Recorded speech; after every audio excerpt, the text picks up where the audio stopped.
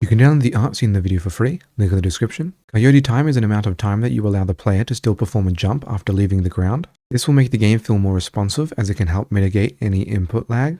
Inside your player scene, add a timer node, right-click, rename it to Coyote Timer, enable one-shot. This will make it so that the timer stops when it completes. Then we will set wait time to 0.12. This is the amount of time that we allow the player after they leave the ground to make a jump. Inside of the player script, we establish two variables. Coyote Timer will be used to grab the timer node that we added. We make this a variable so we only need to rewrite the path or location to the timer once if we ever change it. Coyote Time activated is used to ensure that we only allow the Coyote Timer to run once, each time the player leaves the ground. Inside the built-in physics process function, we will remove the basic jump code. Then, inside of an isOnFloor if statement, we will check if the timer is activated, then deactivate it and stop the timer as the player is on the ground, as we need to reset these variables when the player is on the ground. Else, if the player is not on the ground, then we make sure to check that we haven't activated the Coyote Timer yet, then we activate the timer and update Coyote Time activated appropriately. Now, for the jump code, we will first check if the jump key has been pressed, then we will check if either the Coyote Timer is active or if we are on the floor. Then we run the jump code, and we also make sure to reset the Coyote Timer so that there is no chance that the player jumps twice. Now you have a simple Coyote Timer system that you can implement into any of your 2D platformer games. And don't forget that you can check out the project files, link in the description.